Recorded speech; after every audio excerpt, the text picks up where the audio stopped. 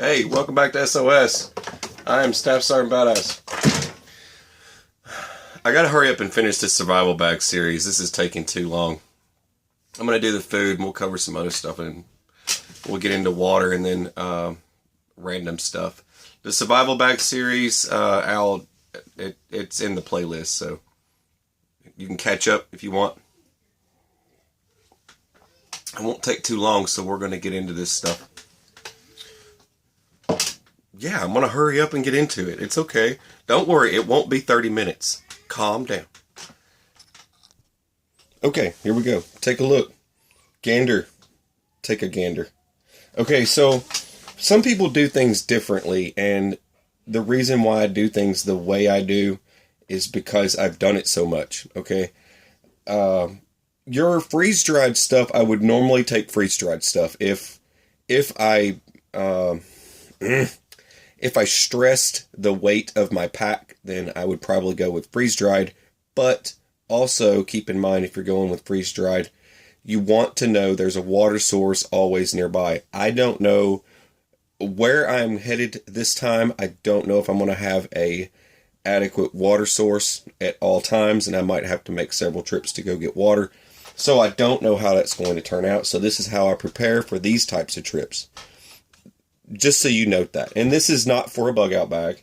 This is not for some uses, okay? This is for the trip, the mountain trip. We usually go in the mountains and we do our trip every year. Just so some of you that are just joining me and have no idea what I'm talking about. Okay, I do a trip every year. Okay, the Nalgene bottle. And I want to get this out of the way right away. I usually carry the Nalgene bottle because, for one, this Nalgene bottle does not weigh very much, okay? It's 48 ounces.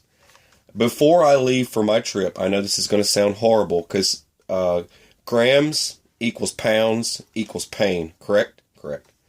So you don't want to have a lot of pain, but I still need water, and I have to carry water, and I have to carry food. So what I do is I bring my 48 ounce and I fill it up full. My CamelBak is damaged, but I'm going to get a new CamelBak, and I will do a video on water, covering water. For all of you that want to know about the water issue, I'm going to fix that. I'll probably make a trip today to go pick something up for a video, to make a video on. No, I don't do gear reviews. All right. 48 ounce water container, Nalgene. You can pick these up almost any outdoor store, okay? The 48 ounce. Or you can order it online. I always pick up, let's get this out of the way. I always pick up, I've had this thing for years, and it's got from cooking it over a fire, I can't get everything off of it. But this is what I use as my coffee cup. And I use an old boot band. I don't know how many of you are familiar with boot bands. Those of you that were in the military. I use an old boot band. And it was a trick I learned from one of my Marine friends that passed away. Rest in peace, buddy. But he taught me this little trick that he does right here. And that's just what he does right there. And it keeps it together so it's not flopping all over the place. But also, keep it from flopping all over the place, you just unravel it. And then you bring this piece over, and it's still hooked to there. And then bring it around one more time. Just like that. Close it. And then hook it just like that. And that's my coffee cup. Okay? And I don't usually do a lot of filtering and stuff, but this works great. This little kit right here. But what I use for my coffee, now I take it out of this. This is just some El Cheapo Food City brand classic roast instant coffee. This works perfect for a trip like this. But I usually will take it out of this because this is glass. I don't want this with me. So I usually take this, and then what I'll do is I'll put this in a Ziploc bag and store it with my food in my bag that I keep in my bag. Okay. But there's my coffee. That's what I do every trip. Let's get into eating tools. Now, usually I'll carry the eating tool. I don't know how many of you are familiar with the eating tool. It's a little tool you can kind of hold with your thumb. I can't find mine. I don't know where it is, but I didn't want to take it this trip anyway because I got tired of doing the whole thumb thing, grabbing it with my thumb and shoveling food in my mouth. And the first trip I ever took, I brought the hobo knife. And a lot of you are familiar with the Ozarks. I think this Ozark Trails hobo knife. And you got your two sets. You've got a knife. You've got something to jab with. There's your knife. And then you've got your can opener. And then you've got a corkscrew. Get that out of here. It's too much weight. It's too heavy. I don't need all that crap with me. I've got a Leatherman if I need any of that stuff. All I need is a spoon, right? I'm going to bring my spoon. And this is my mini spoon that I've had for years. I'll take this with me on a trip. I can grab it better. I can shovel better. I can eat better. And the type of food that I'm going to be eating, you'll see why I'm carrying my spoon in just a minute. But I can set that to the side. Now, for eating out of, what am I going to be eating out of? All right. Now this U.S. military, this still has the original NSN. This is the DSA markings on it because back in the day, from the time period this came from, 1966. I don't know what it is, but stuff made in 1966 is just cool. Even trucks were cool back then in 1966. Just saying. Even the cars. Everything was amazing in 66. I don't know why. But anyway, this is still amazing. Now, what I do... See how that pops open? Anyways, I usually don't. I'm keeping this together to kind of show you. I still need to try and sandblast this thing or something because it's been used so many times. You can see it's still burnt from many, many fires, okay? Now, I usually I make a rock platform and I set my food up in it and it cooks my food just fine. I don't have to do any crazy bushcraft stuff like bring a wire. I've thought about bringing a wire here and then connecting it in this hole and then dangling it over a fire. I've thought about that, but I don't need to do that. That's just ridiculous. But I don't need this extra tray, so it's just more weight. I usually don't bring it. I wanted to put this in the video just so you could see what it looks like as a whole kit, but this does not come. This is what comes, and this is what comes. See how easy that is? I need to scrub this thing a little bit. I didn't know it was so... Whatever. It is what it is. So, usually what I do... Now, if I did bring the lid, I would stuff a bunch of stuff in here. But usually when I stuff stuff in here, it's something that won't fall out, like my toilet paper. Yes, I keep my toilet paper with my food. You got to go do your business. Don't go short on your toilet paper. This toilet paper will work just fine. You'll probably do like me. I'm not going to a campsite. I'm going to be in the middle of nowhere. I dig a hole. People love knowing this stuff, right? You want to know this stuff. How is it done, right? Okay, how do you go do your business? So, how I go do my business and how usually most people around me do their business, we usually try to find a log that has fallen and you can hang your butt off one side, but we dig a hole and it pretty much becomes an outhouse, basically. But that's usually the easiest way, so that way you don't have to do a bunch of hovering. If there's a log that has fallen down, you can do your business pretty good. People like to know this stuff, right? But I don't mind teaching it, okay? But don't go short on your toilet paper. I bring a couple of these little rolls. They're lightweight. I stuff them in this thing, and then I close the other side of it. It's not going anywhere, and it'll be fine in my bag. But that usually goes down in my bag with my food, okay? Alright, and then there's my spoon, right? And that just goes with my tools. Now, what goes in my bag? Now, food, what I will eat. I don't have a lot of meals per day. I don't do it. I usually don't eat a lot when I'm on a trip, because I start finding, like I said, I bring my edible plants book, because I'm still learning. I'm still learning edible plants. But I usually bring my my Central and North American, well, Eastern Central North American. Anyway, I bring this book along with me, and this is Lee Allen is a cool dude, and he's got lots of books. This is a part of a series. I've talked about this before. I bring this plant book with me every trip, and what me and my buddy do, we go around and we literally pull this out and we look for stuff and we look for methods for cooking it. And then we read our dangers. If you can see that, you read our dangers, but there's recipes for everything, cooking methods, how to deal with it, how to cook it up, turn it into something to eat. But I will be making videos like this while I'm out on the trip, just so some of you can see. Even teas and drinks. We'll be doing a lot of this stuff out on the trip.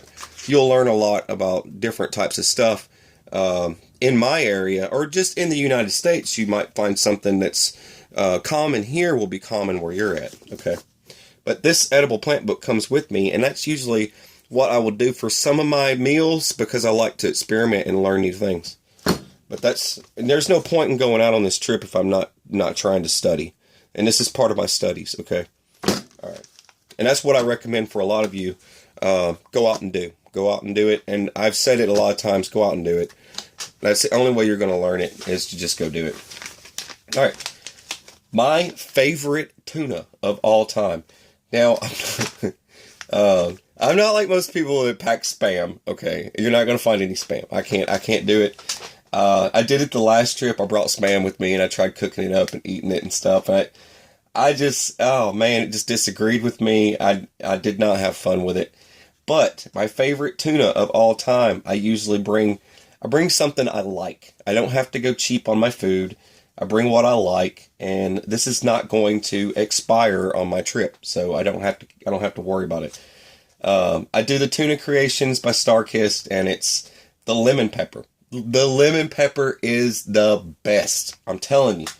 Now, they make other varieties and flavors. You can go through them. I even did the Asian one that they had. It was some sort of, I don't know what that was all about, but they even had, those spicier ones and stuff with the peppers.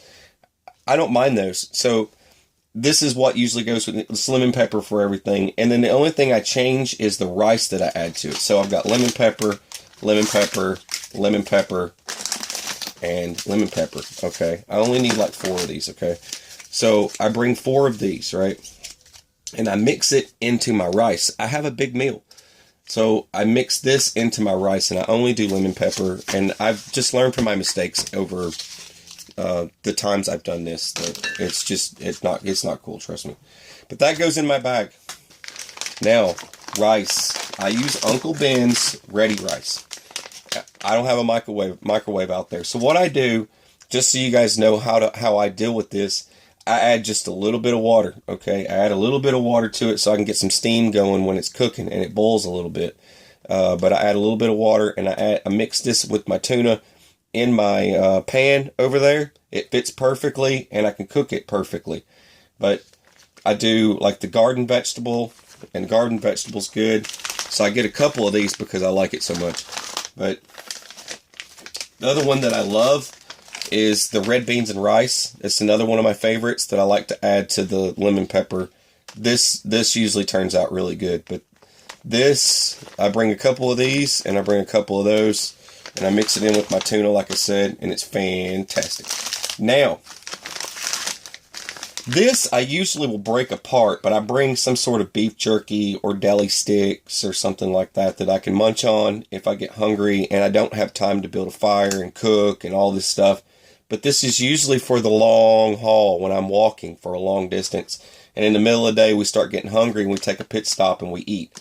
Now, this is kind of what I will pack, because I don't want beef jerky because it's going to ride heavy on my stomach. But if I bring something like the deli slices, it doesn't ride heavy on my stomach. It's so bad. Okay. Another thing that I like to carry with me is the Cliff Bars. That's just for the hike. And I only do like maybe one of these or something. But the rest I'll save for breakfast in the mornings when I actually get to camp. I don't want to eat too much of this stuff because I'll jack myself up. Dehydration. Keep in mind you're going to be sweating a lot. So when you start dehydrating and some of this food that's in your body doesn't really agree with you as much, it's the truth. Trust me. This is for my body. I don't know. Your body might be different. You could be built like a freaking tank when it comes to food, and it doesn't matter. All right. So anyway, I bring this and I break this up. I only put like a small Ziploc bag of this in this is my chest bag. Everybody's different. My chest bag, I don't wear my firearm on my hip when I'm hiking. I will carry my firearm up here in the main portion right here, and I unzip it. It's right on my chest, right below me. I can look right there, and then zip, and then grab my gun if I need to. Or the other option, anything else that I need to get to immediately, so I don't have to dig through my bag, take my gear off, take my stuff off. My chest bag carries everything that I need immediately just for my hiking trail. Highly recommended. You will have much more fun if you can get to your stuff. Trust me, you have way more fun. And it's just like the radios and the rangefinders. Let me get this real quick. It's like my buddy will have one and I will have one. So just for an example, the rangefinder will ride up close or like this, so I can take a look at it on my chest bag, and that's how that works. But I know this is about food, but I just kind of wanted to share that little tidbit with you. Edible plants book will go right up in there. That's usually how I carry that. But food. For snacks, for pit stops, I carry... Sugar is fuel, right? You'll gain more ground with a little bit of sugar. I know this is going to sound like a hippie thing to say, but it's true. But this will go in my bag. It doesn't take up a lot of room, and it's not very heavy. But Twizzlers and some gummy worms or gummy bears. I usually carry gummy bears. Last time I fed a black bear, gummy bears, it was pretty funny. It's funny. People always think like a bear is going to attack you or something, but it doesn't quite work out that way. But I usually do crunchy peanut butter. Hang on a second. Alright, so I usually do the crunchy peanut butter or the chocolate brownie. There, look, you can do cookies and cream. You do things how you want to do it. But this usually rides right here in the front. In the event I need to give one to my hiking buddy, this I share. Okay, this isn't all for me, but I pack a few of these in that, and then the rest goes in my bag with my food, and my main pack carries my main food. But just for easy access, I keep all this stuff right here so I can share it on the trail with my hiking buddy. And all my stuff goes right here in this, and I'll cover more in this when I do my main bag. When I do my main bag, and I show you all of it together in one bag, just the whole entire bag. So when I do that video, you'll get to see how it all goes together, okay? Anyways. Alright, I hope this helps you pack for your next trip, or whatever it is you got planned. Camping, hiking, whatever. But that's kind of how I do it. I just wanted to share it with you and hope you enjoyed it. And you're watching SOS. I'm Southside Badass. Have a beautiful, fabulous, fantastic, sunshine, unicorn, rainbow, fairy dust day. Take it easy.